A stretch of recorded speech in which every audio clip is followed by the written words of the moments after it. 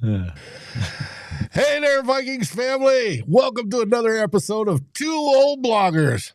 Right now, the QB buzz is off the charts after the 2026 NFL Combine. And yes, I still know it's going on. We have linemen running right now.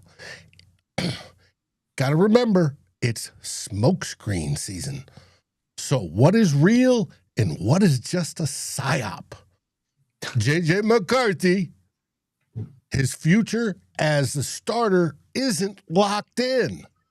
Kevin O'Connell still sees franchise potential, but the timeline shifted. I wonder why. And Rob Brzezinski says they're exploring every option for that competent baseline play. Trade whispers for Anthony Richardson are heating up with mutual interest. Carson Wentz is expected to be back. And veterans like Kyler Murray or Geno Smith could spark real competition. Maybe. Plus, the Vikings ranked number 2 in the NFL Players Association survey once again. Jaylen Naylor's free agency looms large. And we break down the thin secondary. Darren and I are having deep thoughts and diving deep. All next on Two Old Bloggers. Let's rock!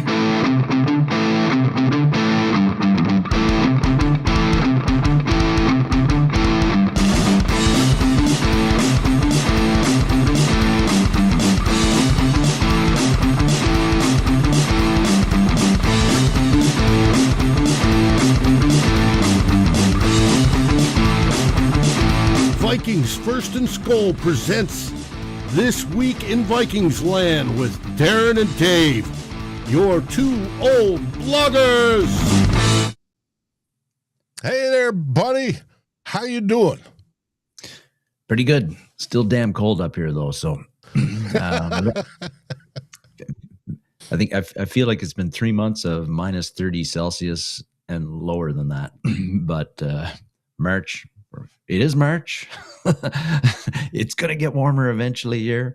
I just gotta wait it out a little bit, a few more months. Well, speaking of waiting, we have quite a few people already in the chat. We got the Drewster, we have Peter, we have Norsefius, we have Dan, we have Raymond, we have Mr. B Blast. Who else have we got? We've got Chuck. And I'm sure I'm missing folks. Brian's here. I'm scrolling up. Guys, sorry I was running late today. The Doc is in the house. Good for you, Doc. Peter's here. And we can't wait to get started. And as you can see on the slide, we're talking about the Vikings QB situation, if you want to put it. Again. And there's Stephen Wright. He's with us too. All right, Stephen and Mr. Bob Swede. Hi, Bob. And hopefully if I missed anybody, I apologize. But I do want to welcome you. You guys absolutely rock, and we appreciate you being here every weekend for this show. Doc. Still laughing over the Olympics. Well, he can laugh. Hey, Biggs. I'll cry. We'll move on. I don't know if I want to. It's still good. It still brings a spot on my face. I could imagine I'll be hearing about this for the next 48 months. Probably. Yeah. All right. Okay. It's just sports. Hey there, Christopher. Let's start with theme 1.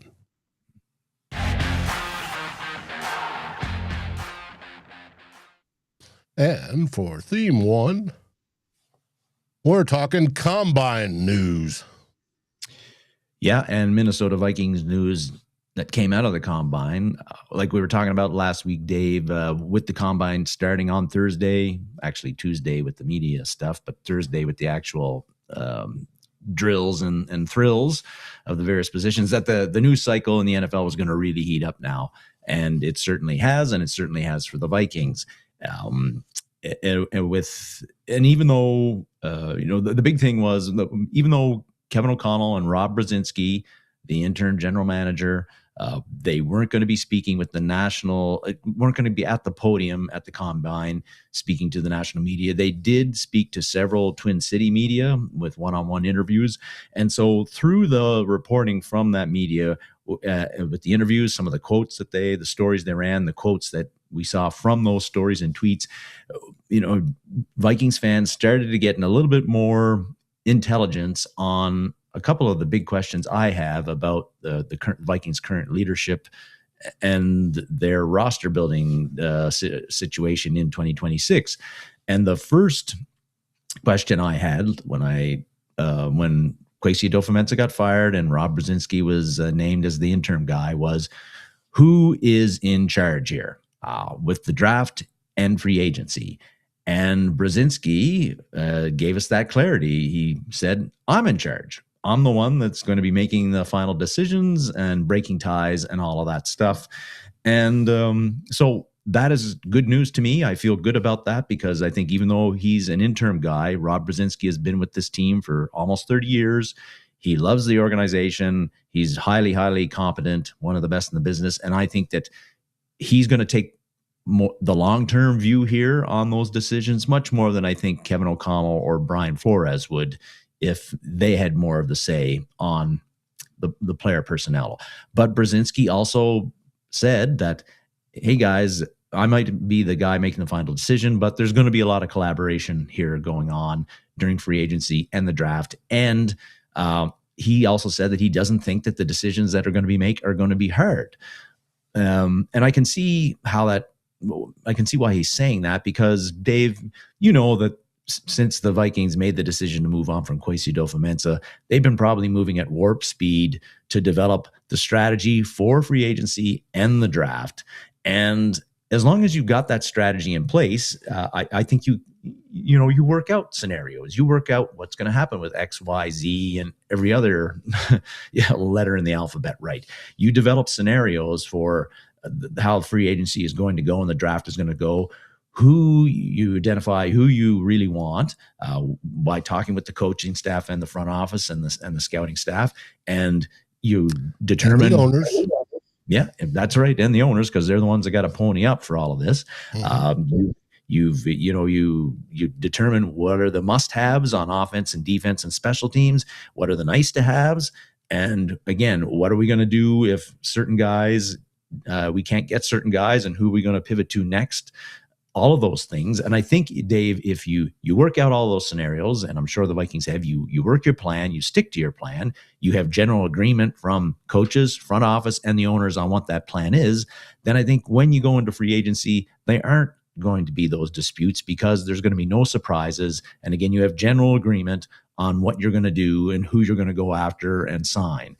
So I think you can have a case where Brzezinski makes the final decisions, and there won't be very many disputes. And also, because you've agreed to this plan, this vision, the decisions that are made, nobody's going to get their noses at a joint if they don't get a certain guy, because they knew going into it that this is what was going to happen if X, Y, and Z happen. So that's why, I feel good about Brzezinski being the guy who's going to set up the guardrails and going to have the final say on things. The other part of the combine and the big question I had, and a lot of Vikings had, was what are the Vikings going to do to build out that quarterback room in 2026? And we got some clarity on that. Some of it's not a surprise. Brzezinski, the one thing that wasn't a surprise to me anyway, was that Brzezinski and neither Brzezinski or Kevin O'Connell committed to J.J. McCarthy as the starter in 2026. That wasn't a surprise to me. I don't think it was to you, Dave. They didn't do it before, since the season ended, and I didn't expect them to change their mind now. Kevin O'Connell did say that when he was asked, do you view JJ McCarthy as still a franchise guy? He said yes. And then that quote, which I think is going to become famous, like his organizations fail quarterbacks more than quarterbacks fail organizations. He talked about yes, but our timeline has changed, blah, blah, blah, blah, blah, blah, blah. The circumstances are different now than they were in 2024. And so what that tells me is that, yes, Kevin O'Connell feels that JJ McCarthy can be a franchise guy, but he is not 100% sure, or even maybe 50% sure, or even maybe less than that it's going to happen in 2026. And he can't wait around 2 or 3 seasons for JJ McCarthy to get it. So they're going to look at all options. And Brzezinski has said that they're not going to close the door on any option right now on how to build out that competitive quarterback room.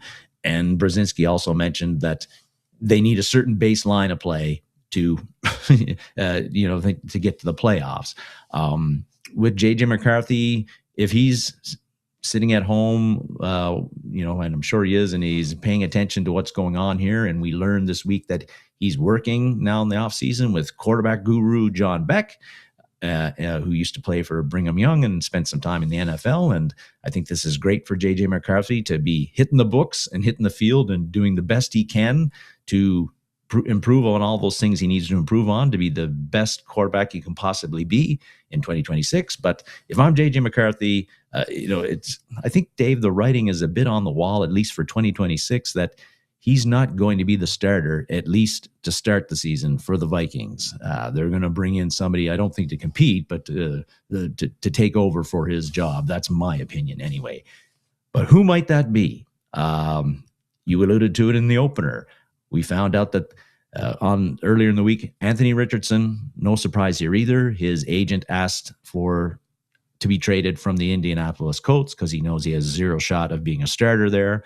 And the Colts have said that they will honor that request. And then we heard through, I think, Adam Schefter and it wasn't Schefter, but a couple of places that.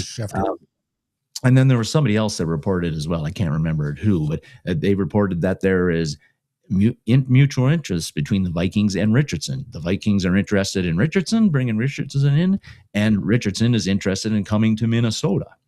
So there's a possibility there. We always knew Richardson might be in play because we know Kevin O'Connell has always liked his talent. But were the Colts going to get rid of him and all of that? We weren't sure about that, but we know that's going to happen. So Richardson and the Vikings have mutual interest, apparently. But like you said, it's smoke season. So there's that. Schefter came out yesterday saying that Carson Wentz is expected to be back in 2026 with the Vikings, which surprises me. But again, it's smoke season. But that's what Schefter says, and he often gets this stuff leaked to him straight from front offices in the NFL. So that could be the case. So if those are two guys, we don't know if the Vikings would be able to pull off the trade for Richardson, but I don't think the compensation would be all that great to get him. It'd be a day 3 pick, I imagine. But let's just say your quarterback room for the competitive quarterback room for 2026. What if it turns out to be JJ McCarthy, Anthony Richardson, and Carson Wentz as the veteran placeholder, who's like your third quarterback, backing up the other two? I know. I think that'd be a trio of quarterbacks, Dave, that a lot of Vikings fans would have concerns that they can provide the baseline level of play at quarterback that Rob Brzezinski referenced, and that he thinks can get the Vikings into the playoffs and have them competing. Don't forget this guy. Sorry, Max Brosmer would be your fourth guy, where he'd shake out in all of that, we'd see. Perhaps he can beat out Carson Wentz to be the number 3 guy. I think that's a possibility. But those 4 guys, I don't know if Vikings fans would be really confident that they can give us the quality of play that the coaches and the owners and the interim general manager think we need to get back to the playoffs and be serious contenders. But those are the names being thrown out right now. Although we have heard that every quarterback that might be somewhere else in 2026, they all would love, or are favorable in going to Minnesota, which is a good thing. You talked about, you referenced Kyler Murray. We have just heard some news that Murray's expected to be released by the Cardinals. He's a guy who's been considered a huge target for the Vikings as well. But, let's just say you're sticking with, again, what we know. J.J. McCarthy for sure. Wentz likely possibly coming back. The Vikings being interested in Richardson and vice versa. And you got Brosmer under contract. Those four, again, questions about how good the quality of play is going to be if they're your four guys that are making up the quarterback room in 2026. But, Richardson in particular would be a risky trade, I think, with the Vikings' current situation. When you got a roster that's ready to win right now, Richardson, immensely talented, immensely athletically gifted.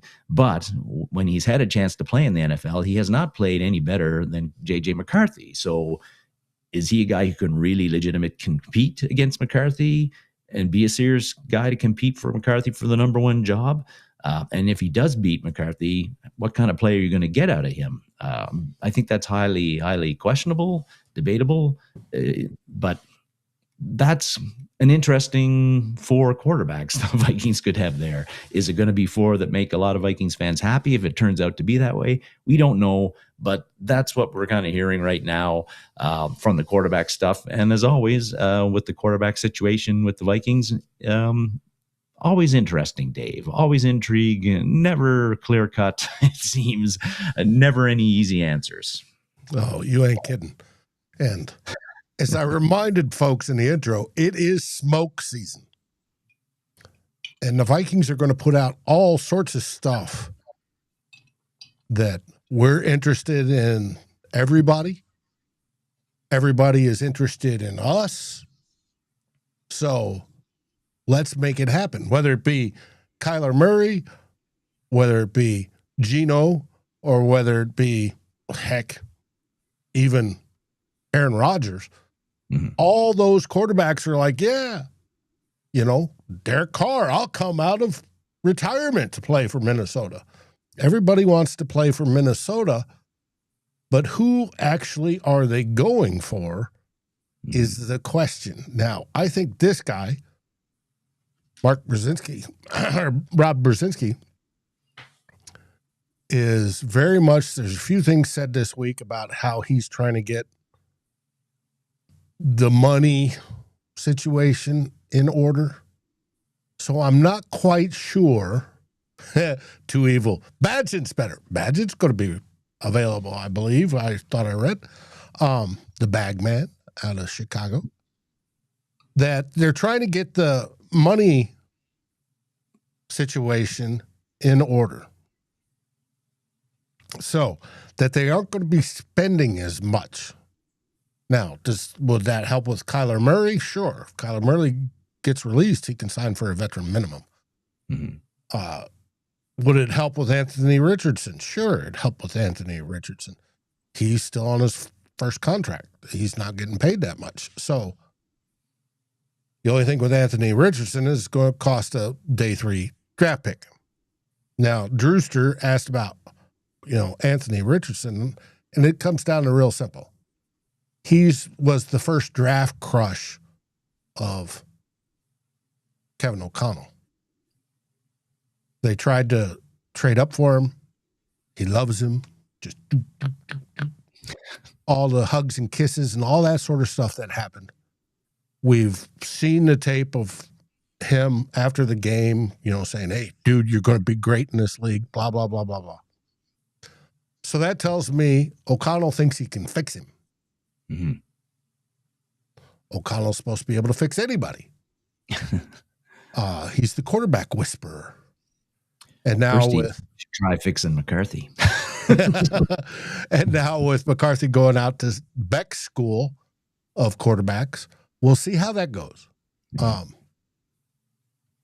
If Brzezinski not wanting to spend money comes into play, you've got very little choice on quite a few of the quarterbacks then, but you're going to keep McCarthy. Wentz is under contract, I believe, for the next year. Richardson just cost a draft pick. you know, and then Murray is the only other one I can see because he'll get paid by Arizona. But we'll see. And Derek Carr will require some sort of trade as well if he comes out. And Drew was asking if anybody likes Carr as a potential competition for McCarthy, and yes, personally, I do like him as long as his throwing arm is healthy. He's played very well at different stops in his NFL career, and depending on what the compensation is and how much of his salary the Vikings have to eat, is based off of that trade. I'd be very open to that. Yeah. So it's going to be an interesting few weeks. It sure is. And that's just the quarterback stuff, Dave. I know. A couple of the other things from the combine I did want to mention was before the combine last week, I was talking about the rumors that we needed to look out for. And Jordan Addison was one of those, whether any rumors came out about trade possibilities with him. Are the Vikings looking to shop him? Are other teams looking to shop for him? And I didn't see anything or hear anything about Jordan Addison at all.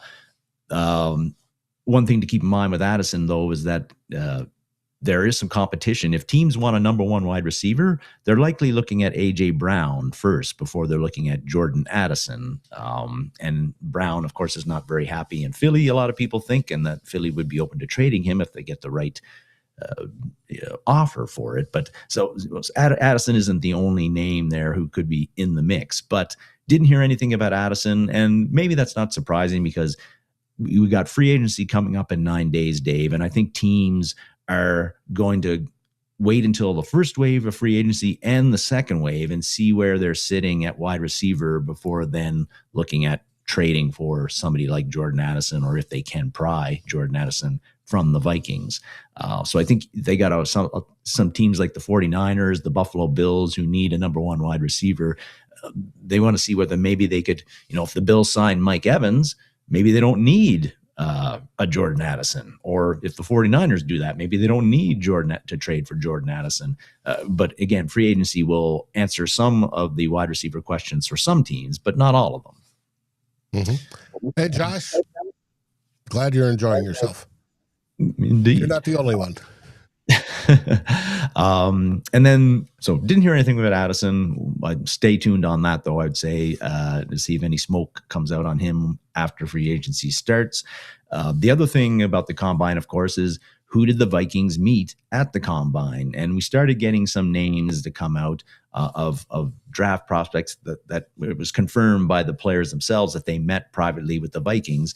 And you got the list up there, Dave. There was about 10 names that I saw of as of Friday, Saturday. I couldn't get any confirmation of any more. But interesting list there, Dave, because you see there was 4 safeties that the Vikings met with. I thought that was notable. 3 wide receivers, although one of them, Wetchen from Iowa, is really a punt and kickoff return specialist and probably might not have much of a future at wide receiver in the NFL level. But again, safety, does that tell you something about? I think that tells you something about, if it's not a big surprise, but about what the future for Harrison Smith is. If the Vikings are meeting and looking heavily at safety, I think that might indicate that Smith is done, which we thought was probably the case anyway, and they're looking to select a safety pretty early in the draft. Certainly Thieneman's a guy who's been mocked to the Vikings I've seen multiple times here in the past month. But Bud Clark was another guy they met with, and they met with the kid from Kansas, and then Genesis Smith from Arizona. So safety looks like it's a focus for the Vikings in this draft, and it was at the combine. They're getting to know some of the prospects, and we know Brian Flores loves him some safeties who can do some nice things for his defense. And, yes, he does. And we'll get more into that in theme 3. We will. So there's the combine stuff for you, Dave. Like you said, it was interesting this week, and it's only going to get more interesting over the next 9 days. Mm-hmm. Now, I was listening to Matthew Collar this morning. He was emptying his notebook, and he says there was no scuttlebutt about trading Addison whatsoever. Mm-hmm. He thought there would be, and he said there was none. So He thinks the Vikings are going to keep Addison. And as far as Harrison goes, it's going to be interesting whether Harrison comes back or not. I do believe, and I'll get more into that in theme 3. But okay. Like I said, I want to welcome everybody that's here today. You guys absolutely rock. Thanks for showing up. Yes, Northfius, Thinian, Cinnamon. Why I have a hard time saying his name, I don't know. Helped himself the other day. He sure did. All right, what comes after theme 1? Theme 2, Dave. Yes.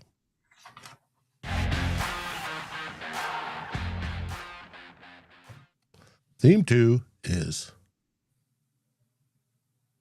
let me hit the right button. Here we go. This week in Vikings land. There we go. Got the dramatic music going. And the snow falling, yes. Because it's still winter, or at least it feels that way. True lot, across the upper Midwest. I know that. We're back down in cold weather as of today. We'll get warmer this week and hit spring, but we're going to be wet all week. Yes. Anyway, this week in Vikings land, a lot of stuff going on. We'll get to a few things here. And the first one being the National Football Players Association team report cards. Even though the NFL owners won a grievance over the Players Association recently and so that the team report cards were ruled by an arbitrator that they violate the collective bargaining agreement, and they couldn't be published by the NFLPA. Yeah, didn't say anything about leaks. That's right. There was a bit of a hole in their plan, Dave. There. So, and of course, even though they couldn't be published, they got leaked almost immediately to ESPN and other sources. And you knew damn well, Dave, that the NFLPA was going to try to stick it to the owners as best they can and make sure this puppy got leaked. And it did. And we got all of the grades for every team. What we didn't get was I didn't see any of the juicy quotes that come out for the team report card that disparage this owner or say some team's treatment of families is brutal, that sort of thing. But we got the grades. Sure they'll be leaked later. That's part 2 of the leak. But Vikings, for the 3rd year in a row, they finished second. So they've been first in the first report card reveal 4 years ago. They were first, and they finished second the past 3 years behind the Miami Dolphins. So you've got the whole whack of grades up there, Dave. And we've talked about before about the potential competitive advantage that getting these very good grades for the Vikings is for them. So I'm not going to speak to that, but you see the lowest grade they got was a B- for the team dining area. That the Vikings will be trying to address that. This is over the next few months. The highest grade, A+, went to the owners, the Wilfs. So there was your range. They didn't get anything lower than a B- as far as the grades, and I think they had 11 out of the 17 categories. The Vikings got an A grade, an A- grade or better. So pretty impressive. And it shows that, again, that the Vikings continue to be committed, Dave, to providing a world-class work environment for the people that work for them. And it's all players who answer these surveys. So they're the ones that are going to work there every day. And they're giving the Vikings players are continue to give the Vikings organization high grades for the work environment that they have. And the Vikings continue to be outpacing the NFC North. We haven't won the NFC North the past couple of seasons, but we're beating the NFC North in these player surveys because just to be curious, you got it up there. The Bears finished 23rd overall. The Packers finished 21st overall in the report card, and the Lions finished 10th overall in the report card. Also, kind of an interesting note, Dave, just a Lambeau Field. And every time there's a game, nationally televised game at Lambeau Field, Dave, we always hear the announcers raving about what a great place it is to see a a football game and a great place to play. Well, Lambeau Field got a C+ from the Green Bay Packers players. So, yes, it did. which is not very good. So I just thought I'd mention that to stick it to the Packers a little bit. They got the worst field. Yeah. For the division.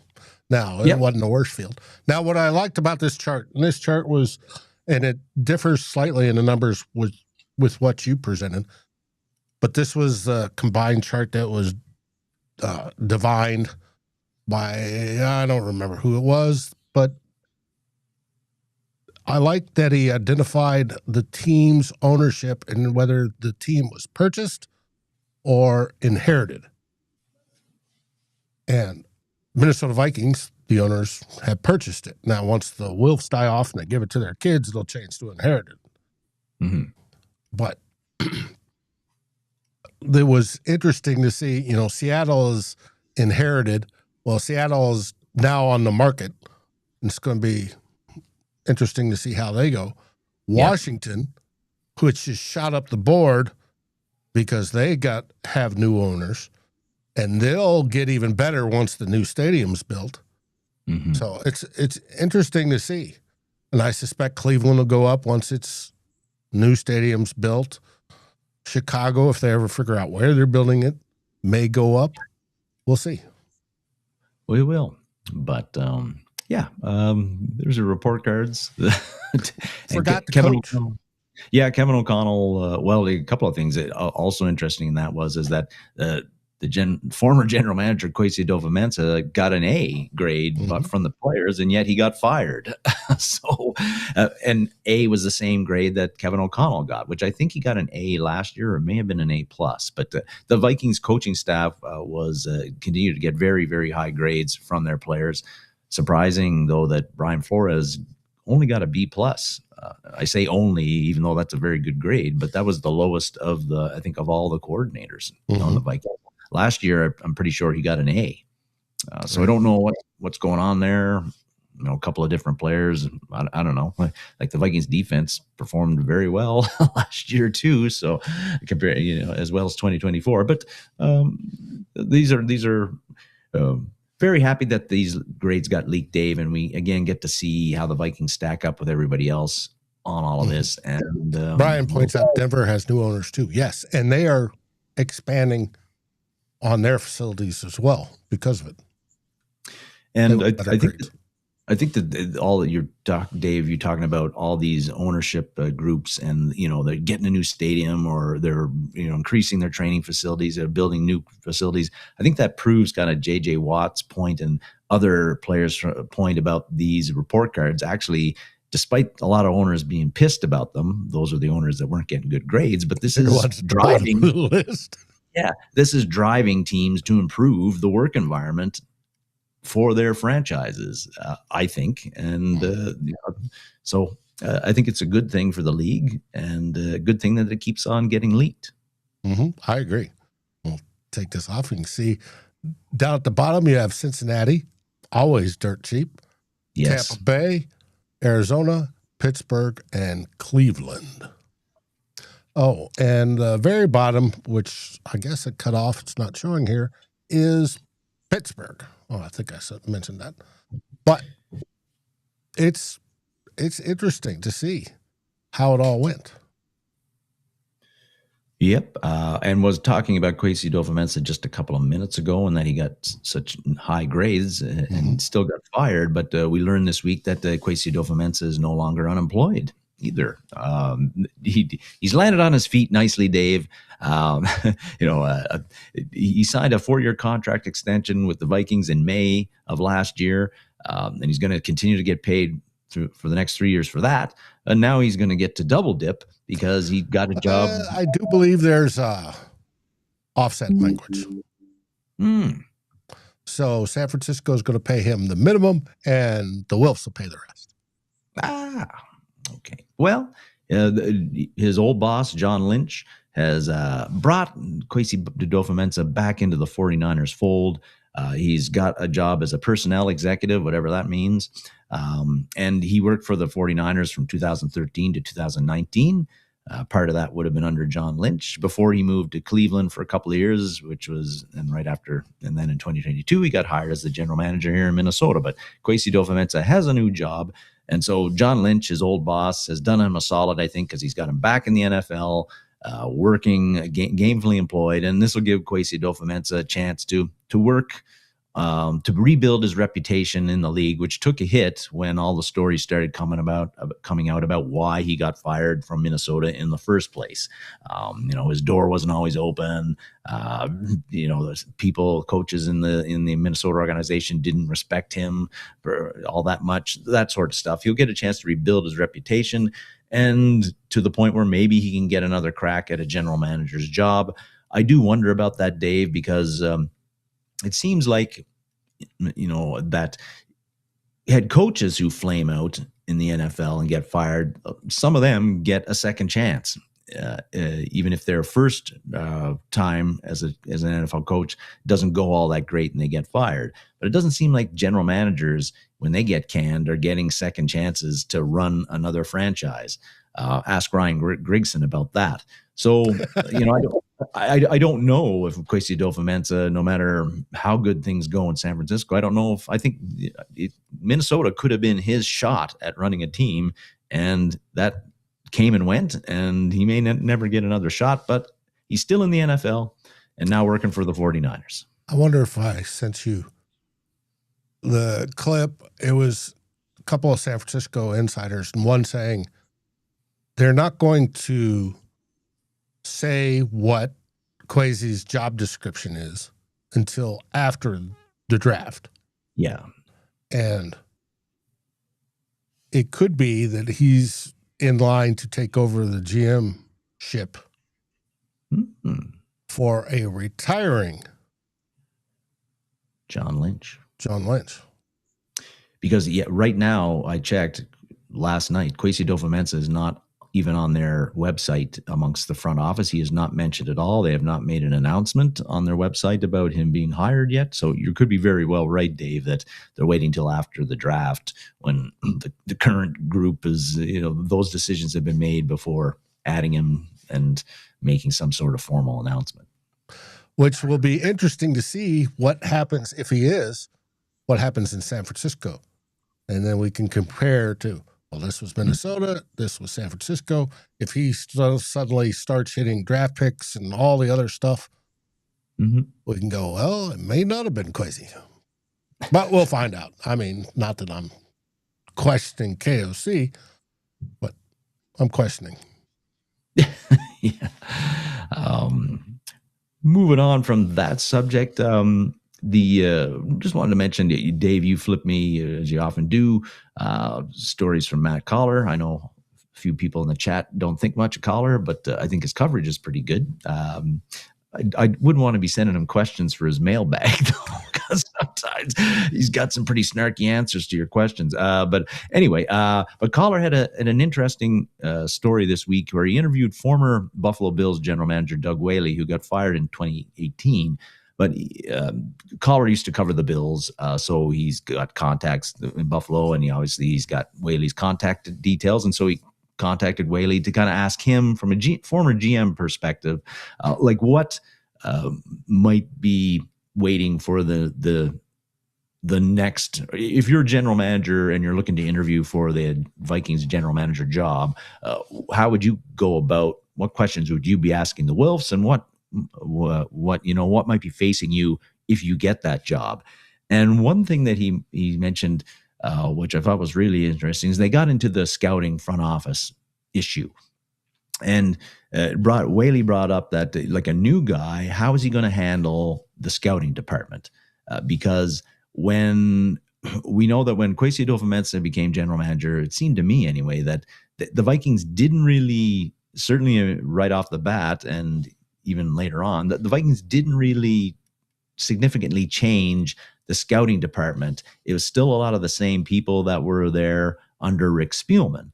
Well, Vikings fans noticed this, and as Kwesi Adofo-Mensah's drafts were pretty poor, that got Vikings fans saying, well, hey, isn't it time we started looking at our scouts and like reorganizing that and bringing in new, fresh blood who might be able to produce better results in the draft? Shouldn't we be thinking about that? And the Kwesi Adofo-Mensah didn't really do it during his time. Well, Whaley, when he talked about this, he said, as a new general manager, if it was him and he was coming in there and he got the Vikings job, that he would basically cut everybody loose. Pretty much from that scouting department. He would clean house and bring in a whole bunch of new people. And his reasons for that is that he wanted the new people to be the new scouting department to be aligned with his vision for building the team. He thought that would be an issue if a new general manager retains a lot of the same scouts who worked under a previous general manager, or in this Vikings case, 2 previous general managers. So he thought that cleaning house was the way to go, and there'd be alignment. So it'll be interesting to see what the Vikings do with the new general manager, because if Brzezinski, and we don't know if he is, but say Brzezinski is interested in being the general manager, and he hasn't said that he is, but let's say he is interested, and let's say the Wilfs end up hiring him. In that case, I would think Brzezinski, who has worked with a lot of these scouts from since they've been there, if he was to be general manager, I don't think you'd see that big huge change amongst the Vikings scouting department that some Vikings fans are crying for. But the new guy, if it's somebody from outside the organization, I think that probably is more likely to happen in this case, especially if they look back at the Vikings draft history, not just in Kwesi Adofo-Mensah's 4 years as general manager, but the last couple of drafts after 2020 under Spielman were not very good either. So there could be big changes there if you get a general manager hired who is not from within the Vikings organization. Basically, if that new general manager is not Rob Brzezinski. Thank you, Too Evil. We love having you here as well. Hey, yeah. The guys, Too Evil is here every week, along with a lot of other people in the chat here. I saw Dalton put up that the combine is over, and we'll get to talking about the combine here in a bit, Dalton. So don't think we're disregarding it. Not at all. All right. Final topic. Jaylen Naylor. Naylor is, I think, one of the more important decisions the Vikings have to make in the next 7, 8, 9 days. He's set to be a free agent, and he's been a guy who has been, I think, a productive, if fairly underused number 3 wide receiver the past 2 seasons for the Vikings. And I think much was with the case with Cam Bynum, Dave, last year. I think the Vikings would, if it was a perfect world, they'd love to keep Jaylen Naylor with the Vikings and have him play here, because I think they like him. They think he's talented. He has been productive when he's been targeted in his 2 years as number 1 wide receiver. But you don't know if the dollars and cents are going to work that way, and you don't know if Naylor's looking for a fresh start in a new organization where he might get more balls thrown his way. Because certainly we know that playing with Justin Jefferson and Jordan Addison the past couple of seasons, that has really dampened his potential production in a lot of ways, because he's been the number 3, sometimes number 4 receiving option in that offense. But I think the Vikings would love to have him back. Thanks, the question Ruby. is, how kind of you. What did Ruby do? Memberships. Dude, she comes on here every time and gives these memberships. So yeah, thanks, Ruby. With Jaylen Naylor, I think that it's starting to look like, Dave, that his market in free agency is going to be pretty robust, which is not good news if the Vikings want to sign him. There's been various stories that have come out. Ben Solak from ESPN had looked at the various positions coming into free agency, including wide receiver. And, he highlighted Naylor in that article as not one of the top dogs in the free agency, but he said that he liked Naylor, and he thinks that he could blossom. He could be blossoming he expects he could blossom into a vertical field stretcher for his next team. Dan Popper from The Athletic, he listed, he had a story just earlier last week about the top 150 free agents that he sees going into free agency. And he was another guy who said one of his favorite free agents of every position was Jaylen Naylor. That's the whole 150 of them. And he actually, Popper thinks that Naylor could get he's projecting he'll get a 3-year deal with about $36 million over that life of that deal, which would be, that's about $12 million per year. And then today I was reading on ESPN, Dan Graziano and Jeremy Fowler both did kind of a roundup of the combine, and they also mentioned Naylor as being a free agent to watch for and one that the league thinks highly of, and that who they expect to have a pretty robust market. So, particularly if Naylor's going to get offers of 3 years for around $36 million or anything close to that, there's no way he'll be back with the Vikings, Dave.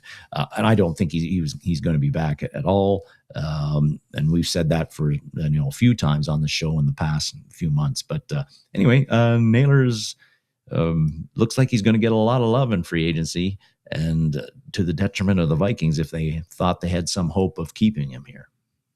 Yep, and Brian suggested transition tag him. See if somebody will. I'm sure it's to tag him and to see if somebody will trade at that point for him. Yeah, it's an interesting idea, but you could get stuck with the tag. Is the only problem. That's always the that's always the big risk, right? That you get stuck with the tag, and so then you've got Jefferson on a big mega deal. You got Naylor on a pretty big deal for what he's produced in the past.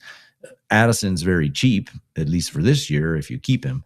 But yeah, that is a big risk with the transition tag. And I think when I'm thinking back to we talked about Addison earlier, Dave, about how we didn't hear any rumors about him being traded at all, and that the Vikings caller talking about how the Vikings want to keep him, and they're probably hearing the same things about Naylor too, and what his market is going to be like, I think. And so, if you're looking to trade Addison but keep Naylor, there's an economic part of that, right? Because Addison's really cheap next year.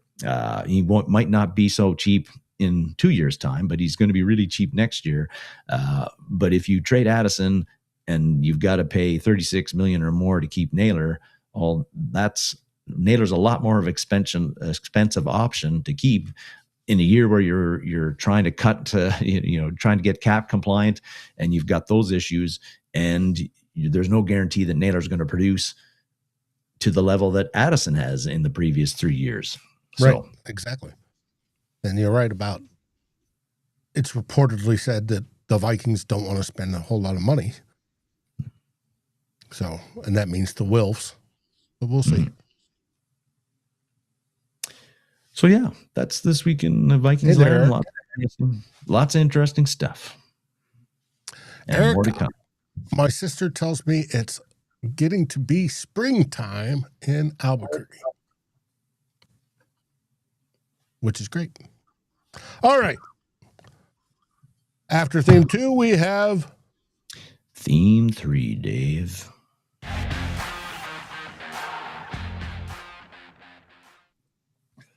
And in this one, we're going to be talking about defensive backs. Yes, this is the latest installment in our look at the Vikings positional units, and this is going to be the last one, Dave, because until we have looked at the specialists in the past, but I don't think there's going to be any movement in the specialist. So I don't think there's much. Ryan Wright's going to be our punter. Will Reichert's going to be our kicker, and I think Miles Price is going to be your returner from punts particularly and kickoffs as well. So I don't think there's much to talk about there really this year. But defensive backs and safeties, that's another story, Dave, which we're going to get at now.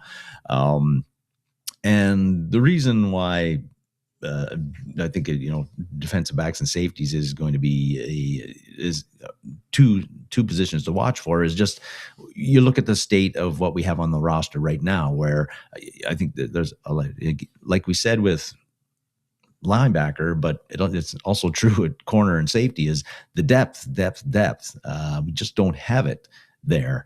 And the Vikings have got to look at addressing that in free agency. They're going to have to do it in free agency in some cases and in the draft as well. So let's get to corners first, the cornerbacks. And in this case, you got the Vikings cornerback room is pretty light, Dave. It was light last year where you had two guys, Byron Murphy Jr. and Isaiah Rodgers, who played a shit ton, and then hardly anybody else played at all as corners. Looking at Byron Murphy Jr., last year he played over 1,000 snaps. He didn't quite have the follow-up year to his breakout 2024 season, and when he signed the big extension with the Vikings for lots of moolah. He had a PFF grade of 58.5. That was 73rd out of 114 corners that they graded, so that's not great. I did think that he played much better on the back end of the season than he did in the first 7 or 8 games, and I think you could say that about a lot of Vikings defensive players actually. But he played more like I would hoped he'd played for later in the season than he did earlier.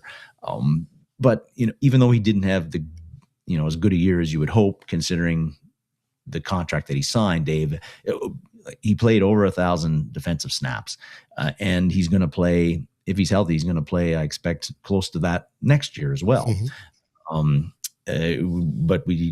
I think that you just got to hope that A, he stays healthy, and B, he plays better for the entire 17 games and playoffs if the Vikings make it, compared to just playing pretty well for 7 or 8 games and not so well for 7 or 8 games.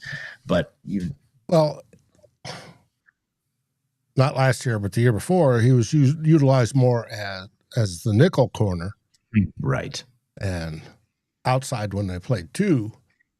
Last year, he was more outside corner almost the entire time because lack of cornerback depth.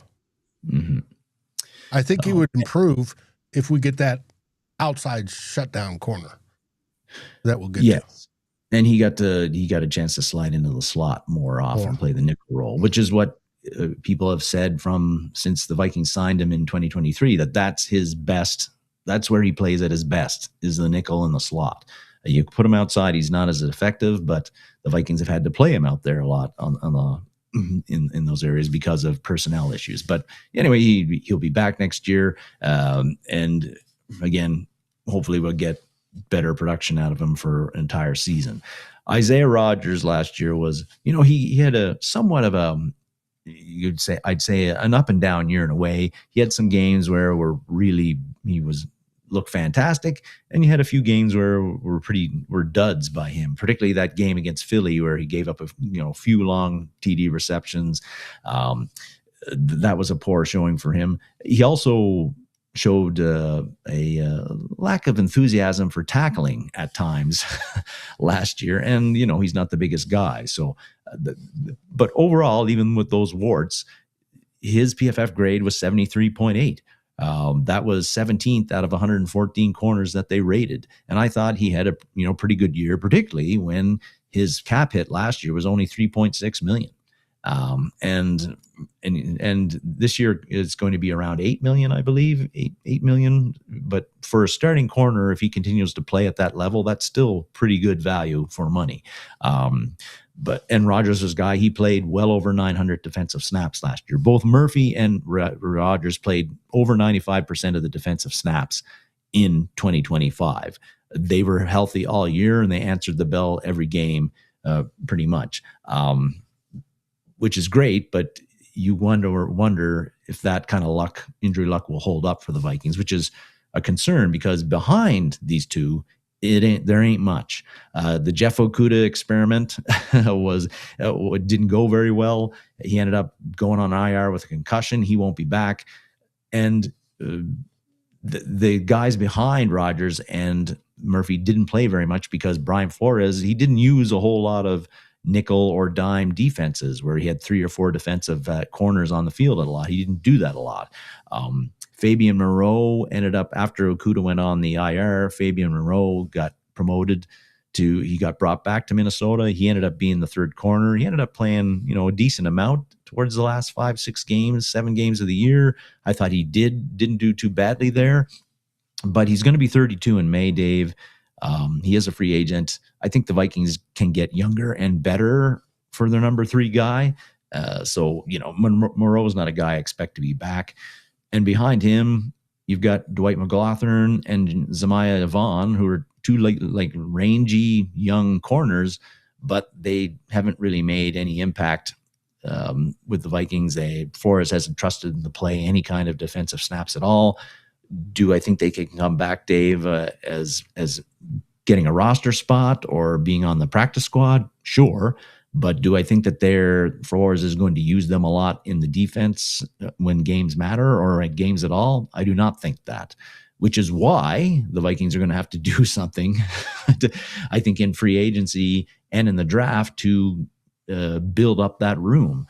And in free agency, Dave, I think that the class right now it's pretty solid. There aren't any studs, but there's a lot of guys that I think are going to be interesting to a lot of teams, like Tariq Woolen from the Seahawks, like Alontae Taylor from the Saints. Those are kind of some names as well. Those are more of the bigger names, I think. But Josh Jobe from the Seahawks, he also is a free agent. He come with a team that just won the Super Bowl, and he played a large role on that.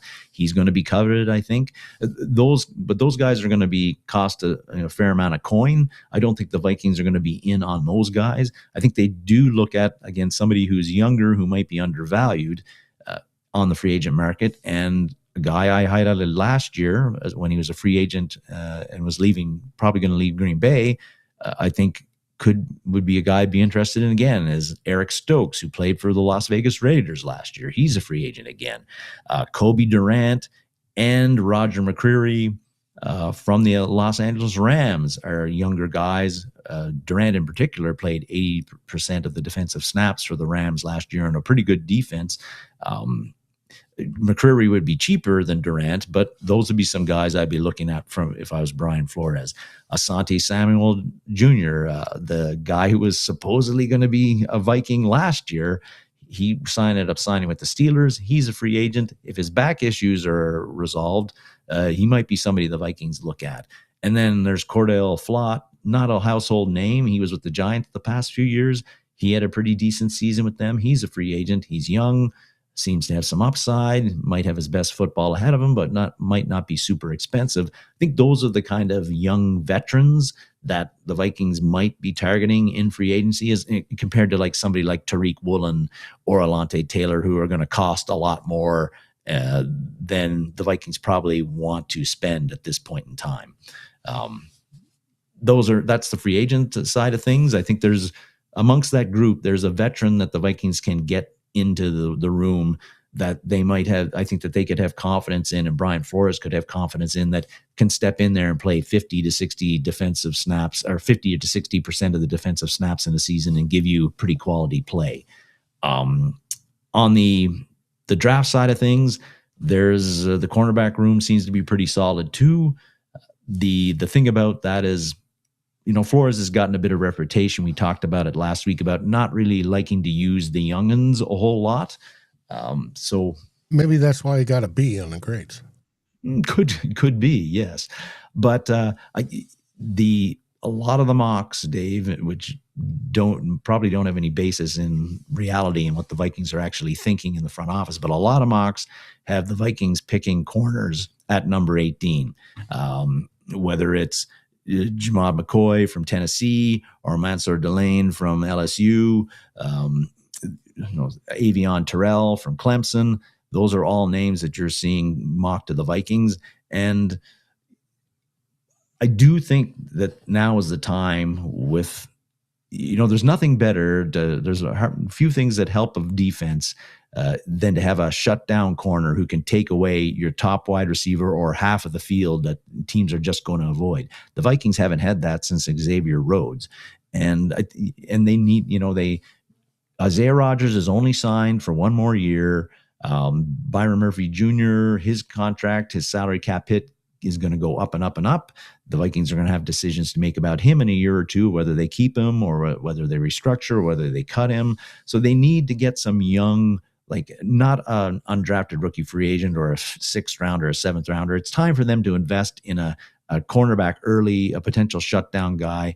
And so I think some of those names like McCoy or Terrell or Delane from LSU. I think that they're somebody that the Vikings are really going to seriously consider at 18, picking there. You see them dropping, like I'm thinking Delane, because of other players that are moved up because of the combine this week, i.e. Sonny Styles.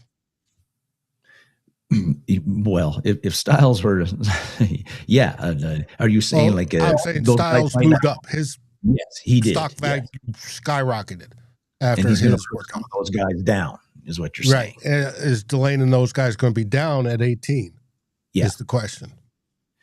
Right, because some of those guys, everybody wants a shutdown corner, right? And just like quarterbacks and edge rushers, those guys get overvalued sometimes. So 18 seems like a spot where you could get one of them, but in some years, depending, maybe not. But you're right. If some of these guys at the combine, like Sonny Styles, who weren't projected to go in the top 10, go in the top 10, it does push down some of these other guys. And so Delane could be available. Jeremiah Love is another one that skyrocketed up. Yep. Yeah. So some of these corners, the top corners, could be moving down, and we could be in the Vikings range. And I think that this year is going to be a year where if they see a guy that they really like, a corner, they're going to take him, and Flores will be quite happy with that. The Vikings also met with Chris Johnson from San Diego State at the combine. He's projected to go, I think, early in the second round. But he had I think he's the highest graded PFF corner in college football last year. But I think that his speed is one of the issues with him. The people don't think he's quite as quick and as fast as you need to be. But, again, corner, I think the Vikings got to look at a corner early in the draft, first or second round. And I think that they will. I think I've said it other years where I thought they were going to pick a corner. I think 2023, I thought they were going to go corner. I thought 2024 they might go corner. They didn't in either of those drafts. But I think this year, 2026, you could be seeing it happening at 18, or if the Vikings drop down a little bit in the first round. But I think they have to look at their cornerback room. It's thin. They need to add some young blue chip talent there. And I think this is the draft where they're going to try to do it. Mm-hmm. Very well, good. Drew 2 asks, what centers do we like? I suggest you go back and watch the show that we did the O-line preview on it, but Jake Slaughter is the one I'm interested in, but we'll see. So am I. Also, the kid from Iowa, Jones, I believe it's Jones. I felt that, he might be a target in the third round, although I've seen where he's been projected to maybe not be drafted that high. We shall see. Let's get to safeties now as we wrap things up.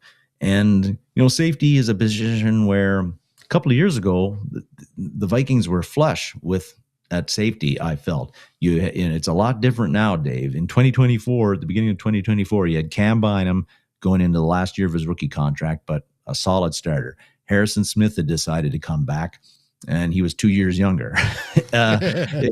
You also, Josh Metellus was coming off a 2023's breakout season. And then you had, along with him, the Vikings had picked up Theo Jackson, who looked like a diamond in the rough, who played pretty well in small sample size in 2023. And we also had Jay Ward, who hadn't really played at all, but was a developmental project, but he was like our fifth guy in the safety room. Well, now with Bynum signed with Indianapolis last year and played well with the Colts in 2025. He's no longer with us. Harrison Smith, we think, may retire. Won't be back next year. Hopefully not, but we'll see. Yeah. Yes, it's pointing towards his retirement. Which leaves you with, like right now, your top three safeties are Josh Metellus, Theo Jackson, and Jay Ward. So the Vikings have to build up this room as well.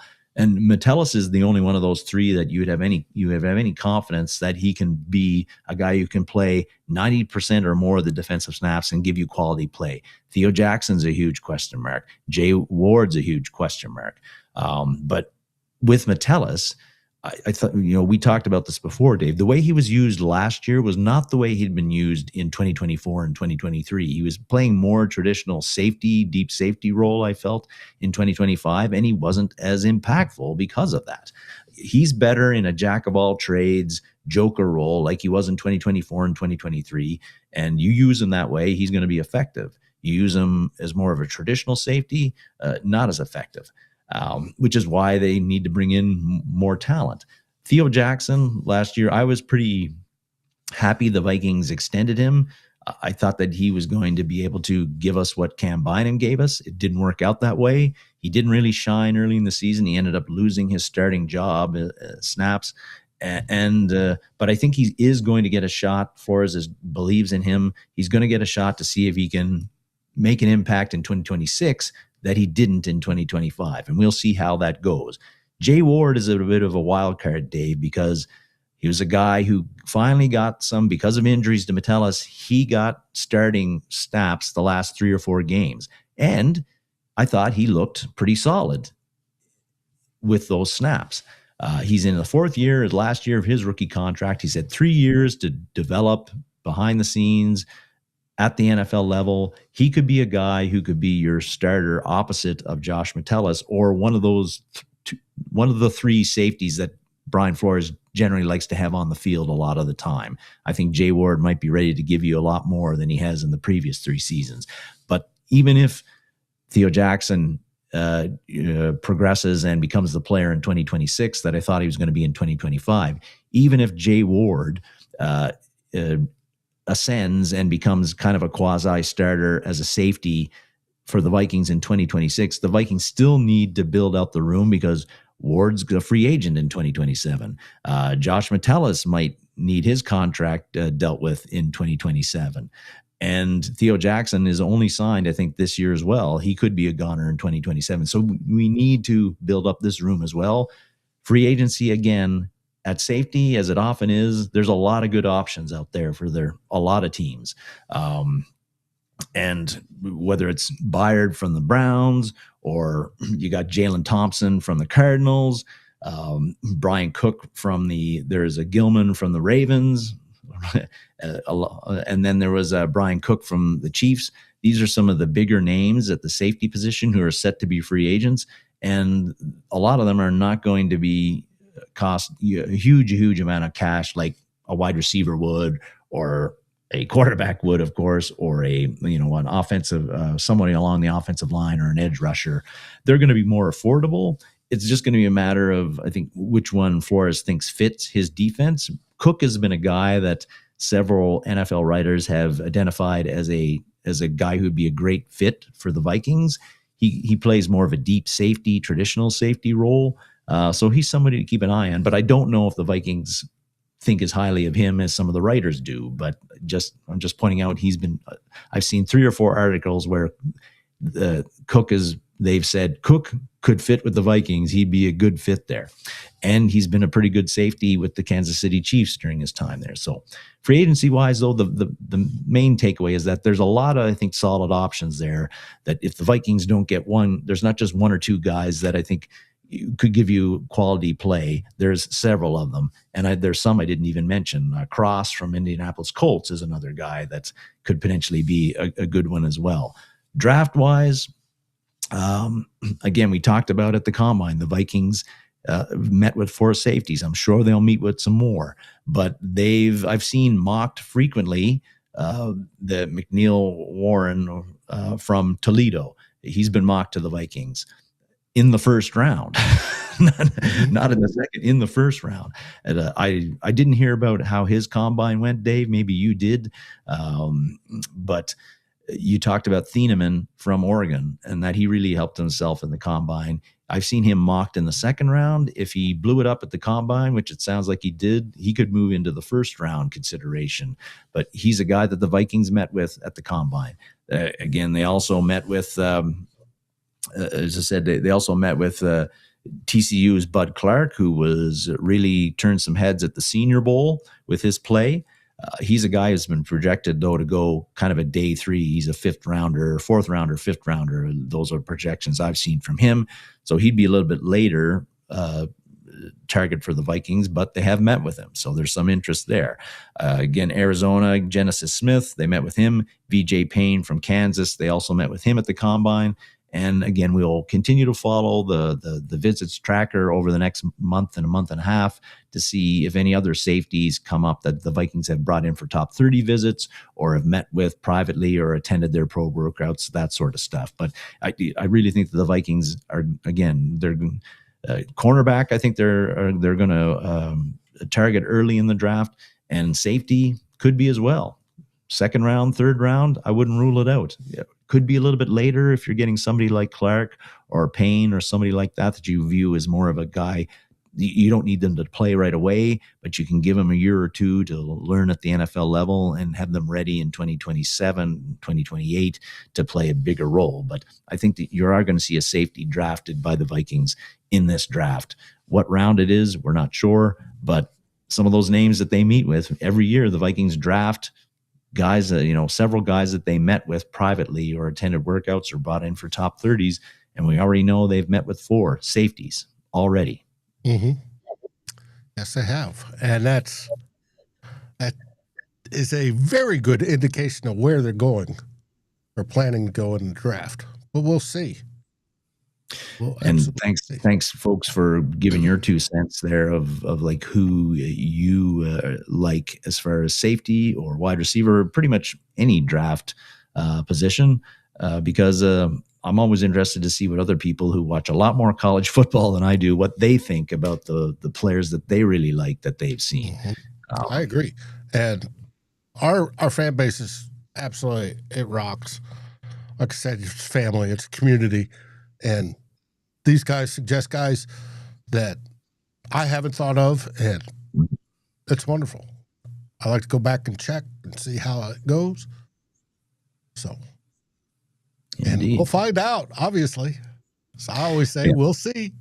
You do always say that. And we will see in about 8 days on the free agent. Well, shouldn't say immediately, because like you always say, Dave, there's the first wave of free agency, there's a second wave, and then there's the third wave. Right. The first wave is usually the big splash. And if we do one this year, I suspect it's just one. And then second wave, and then third wave after the draft, generally. Yes. Yeah, Peter, best player available. I think we're pretty much set up that we could go BPA if they want to do that. I agree, too. And I feel like last year the Vikings, I don't think, went BPA. They went need.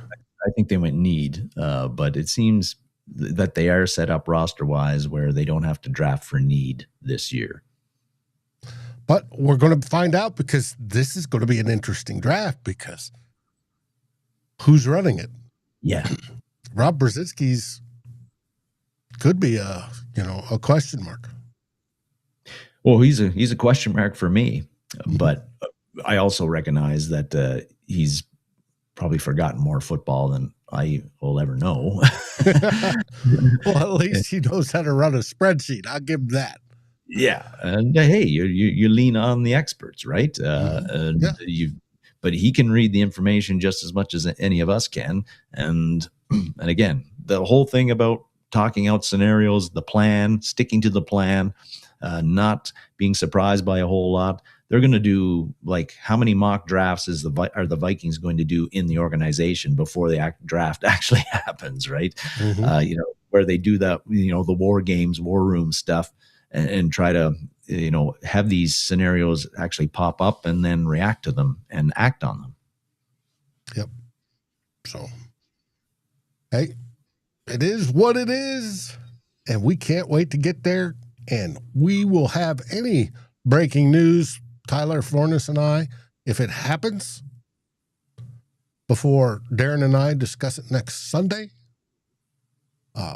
This week, we have Tyler Fornes on the Real Forno Show on Monday. Wednesday, we'll have Who Will Be King. I'm hosting. Thursday, the Real Forno Show.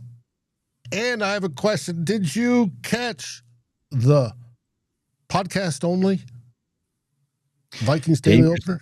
Dave, you're still on me to watch it. I was reffing basketball all weekend. I promise you, I will be watching it, because you're looking for my feedback. listen, but yeah. Well, like You want my feedback, and I'm going to give it. Okay.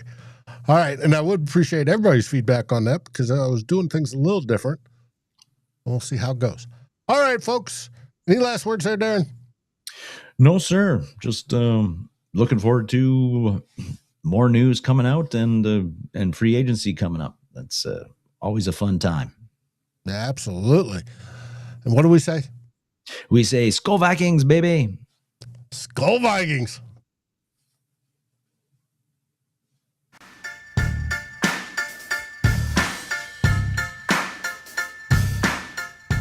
Like, subscribe, and ring the bell, and rate us on your favorite podcast aggregator.